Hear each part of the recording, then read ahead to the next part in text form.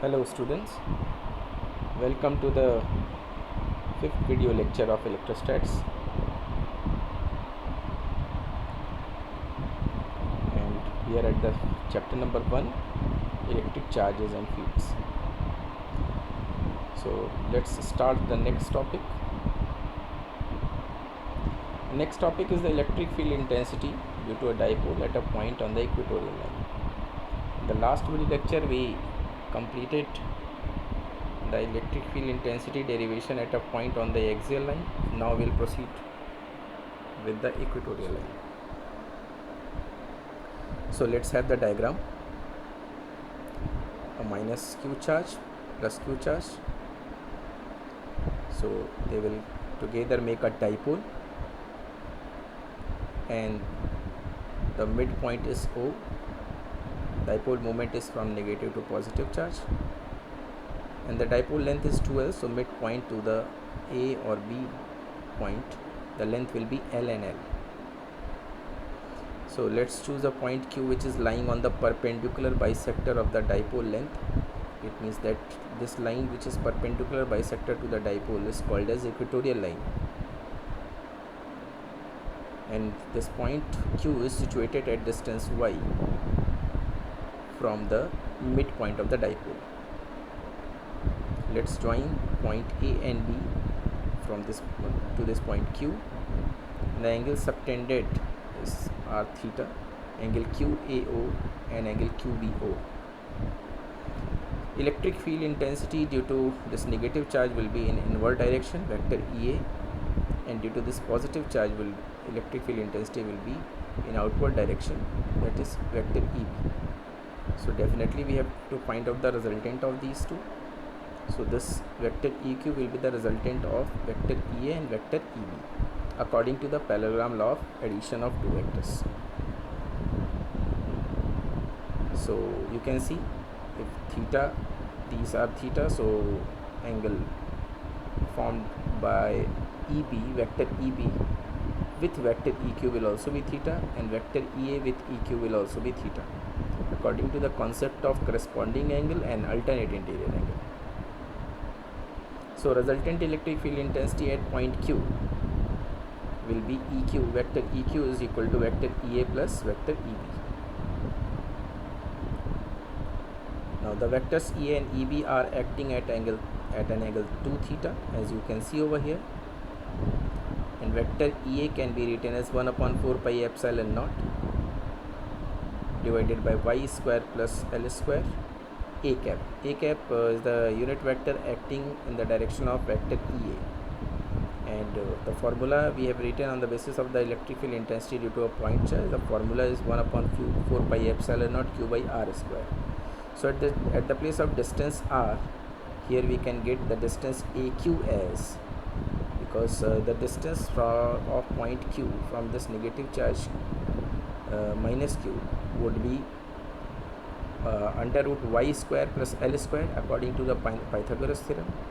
So if we square that under root y square plus L square, we will get y square plus L square. Similarly, vector EB will also be written like 1 upon 4 pi epsilon naught q upon bracket y square plus L square B cap. B cap is the unit vector acting in the direction of vector EB. So just to write it in vector form, we are using these two unit vectors, vector unit A cap and B cap, and the distance QA and QB are same, so that's why we have written in vector EA expression and vector EB expression, both the expressions we have written the distance as y square plus L square according to the Pythagoras theorem. So you can see the resultant we have represented with another diagram over here. The same diagram we have drawn separately on the right side of the main diagram. So you can see vector EB will have a component along EQ, that is EB cos theta. Similarly, EA will also have a component along EQ, that is EA cos theta. Both are acting in the same direction, but the vertical component of EB and EA are just opposite to each other, EB sin theta and EA sin theta. So this diagram clearly mentions that the horizontal component of both the vectors, vector EA and vector EB, are acting in the same direction, and that is opposite to the vector P, dipole moment. You can see that is opposite to the dipole moment. The direction of EB cos theta and EA cos theta both are opposite to the direction of vector P, but EB sin theta and EA sin theta are opposite to each other. You can see over here. So they will cancel each other, as EB and EA are having same magnitude. So same thing is written here. The vectors EA sin theta and EB sin theta are opposite to each other and hence cancel out. The vectors EA cos theta and EB cos theta are acting along the same direction and hence added. They will be add up. So therefore we can write net electric field intensity, that is EQ, will be equal to EA cos theta plus EB cos theta. So now let's write down the expression. EA and EB both are same, and the value of cos theta, so we have just doubled that expression, and value of cos theta, see the triangle QAO. So cos theta is base upon hypotenuse, so base is L and hypotenuse is under root y square plus L square. So we have put the value of cos theta over here, and we have just double the value of EA, because EA and EB are having same magnitude. You can see in the expression. So finally we can write the expression like this: 1 upon 4 pi epsilon naught Q into 2L divided by y square plus L square whole to the power 3 by 2. Why? Because the y square plus, in above expression, above the last expression, second last expression, you can see the power of y square plus L square is 1, and in another denominator you can see the power of y square plus L square is 1 by 2. So they will be added up, so we can write y square plus L square whole to the power 3 by 2, and in the numerator Q into 2L. So finally Q into 2L is denoted as P, dipole moment. So we can write the expression for electric field intensity due to dipole on the equatorial line as 1 upon 4 pi epsilon naught P upon y square plus L square whole to the power 3 by 2. Now again we will take the same assumption, as L is much less than y, because dipole is having very small length. So same thing we are going to do. And one more thing, you can see over there in the last expression, the last diagram also, the EQ, or we can say the addition, or we can say the vector sum of EB and EA cos theta, EB cos theta and EA cos theta are acting opposite to the direction of dipole moment. So you can see over here the minus I cap is used over here. I cap is in the positive direction of x-axis, so minus I cap, as the resultant is acting in the negative direction of x-axis. So L is much less than y, we will neglect L over here, so the expression will be written like this: EQ is approximately equal to 1 upon 4 pi epsilon naught P by y cube. The direction of electric field intensity at a point on the equatorial line due to dipole is parallel and opposite to the direction of dipole moment. Of course, we have seen the electric field intensity direction is parallel to the direction of dipole moment but opposite to that.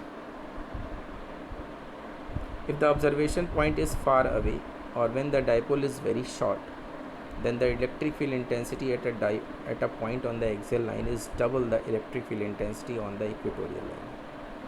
So observation point is far away. We have taken the observation point far away because we have taken the situation L much less than y. So you could see the expression for axial line was 1 upon 4 pi epsilon naught 2p by y cube, and here 1 upon 4 pi epsilon naught p by y cube. So we can, if we compare the electric field intensities at equatorial line and axial line, so we get that electric field intensity on axial line is double of the electric field intensity on equatorial line.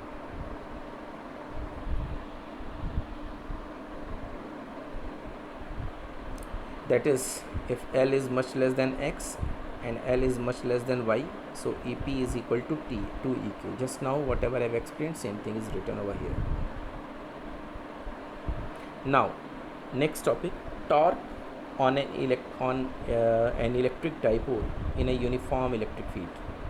So suppose an electric dipole is placed in a uniform electric field. So what kind of, or what will be the expression for the torque which will be experienced by the dipole? So firstly we'll observe how the torque is acting on the dipole placed in external uniform electric field.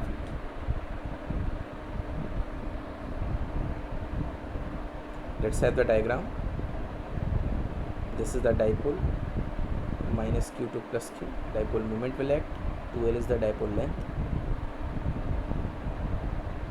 and you can see the theta, this angle is theta, and this is the dipole moment direction, and this is the electric field intensity, which is uniform,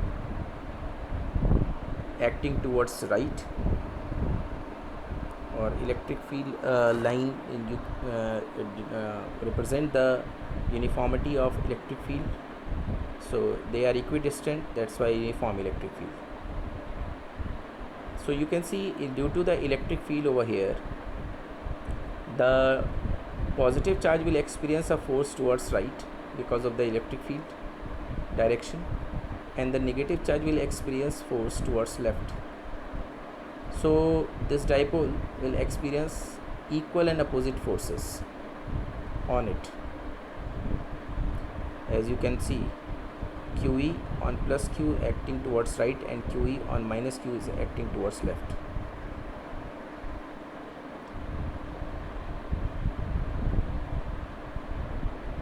So let's proceed. The forces of magnitude QE act opposite to each other, and hence net force acting on the dipole due to external uniform electric field is 0. So there is no translational motion of the dipole. So it means what? Equal and opposite forces are acting, so net force on the dipole will be 0. So dipole will not have any linear kind of motion or translational motion. So which kind of motion it will acquire? Of course, rotational motion, because these two forces QE and QE are opposite to each other, and they have different lines of action. You can see the line of action of QE, which is acting on plus Q, and a line of action of QE which is acting on minus Q is different line along which they are acting, different lines of action. So of course they will produce the rotational motion. However, the forces are along different lines of action, same thing is written, and constitute a couple, hence the dipole will rotate and experience torque. So let's find out that torque.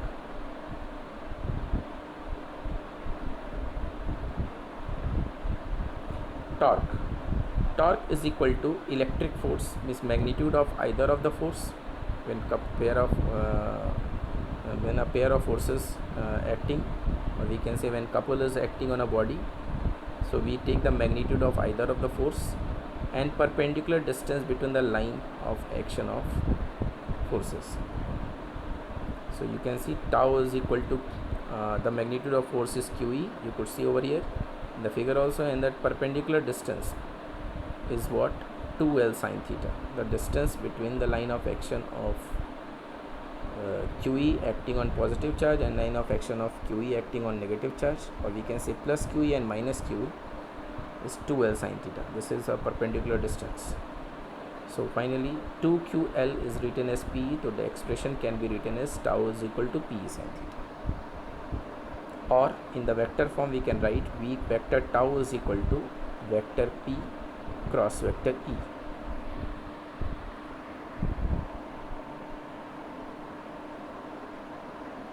The direction of torque is perpendicular and into the plane containing vector P and vector E according to the direction of cross product of two vectors.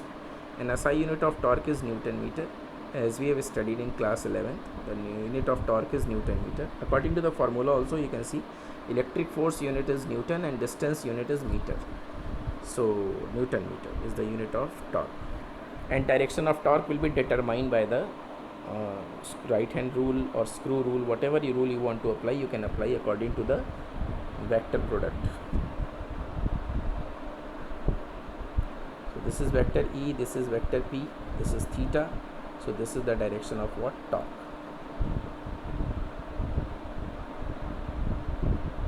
So let's discuss the cases. If theta is equal to 0 degree, it means if the dipole is aligned in the direction of electric field, then torque is equal to 0, because sine 0 is equal to 0.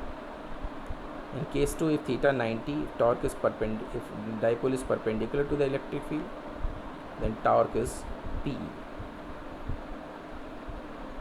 Maximum value, this is the maximum value. And if the dipole is anti-parallel to the electric field, it means theta is equal to 180 degree, then torque is what?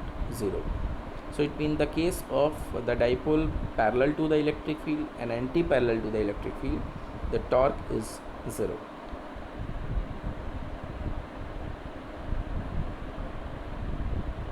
Next, work done on an electric dipole in uniform electric field. So torque is acting. So when torque will act, the dipole will rotate. If the dipole will rotate, of course work will be done, and that work done we are going to calculate. So let's see. When an electric dipole is placed in uniform electric field, it experiences torque and tends to align in such a way to attain a stable equilibrium. Let's have the diagram. This is the dipole electric field, and theta 1 is the angle at which the dipole is aligned with respect to electric field, and these are the forces QE. So when it will rotate, you can see it was like this, and when it will rotate by angle d theta, small angle d theta, so of course work will be done due to this rotation. So from position theta 1 to theta 2 it will go by rotating with angle d theta. So small angular displacement d theta, small work will be done, that is dw, and dw is equal to tau d theta, the work done for the work done by the torque. So tau is equal to Pe sin theta, and d theta is already there. So net work done W integration Pe sin theta d theta from theta 1 to theta 2, because the dipole is rotating from position theta 1 to position theta 2. So work done after integration will get work done P is equal to cos theta 1 minus cos theta 2. If potential energy is arbitrarily taken 0, when the dipole is at 90 degree, then potential energy in rotating the dipole and inclining at an angle theta is, it means arbitrary position of the dipole if taken as 90. So theta 1 90 and theta 2, the second position is taken as the dipole is aligned at an angle theta. So the formula will be U, or potential energy U is equal to minus Pe cos theta, because theta 1 is equal to 90, so cos 90 is 0, theta 2 is equal to theta, so cos theta, so 0 minus cos theta minus Pe cos theta. Note, potential energy can be taken 0 arbitrarily at any position of the dipole, and we can discuss the case also over here. Case 1, if theta is equal to 0, then U is equal to minus P, potential energy is minimum, which denotes the stable equilibrium. Minimum potential energy, stable equilibrium. Put the value theta is equal to 0 in this expression. U is equal to minus P cos theta, so cos 0 1, so it is U is equal to minus P, so minimum potential energy, stable equilibrium. And if theta is equal to 90, then cos 90 is 0, so potential energy is 0. And if theta is equal to 180, so cos 180 minus 1, so U potential energy is equal to plus P, which is unstable equilibrium, because maximum potential energy tells, or we can say demonstrates some unstable equilibrium. We have studied in the rotational chapter, rotation chapter in class 11th, system of particle and rotational motion. Stable equilibrium, minimum potential energy, and unstable equilibrium, maximum potential energy.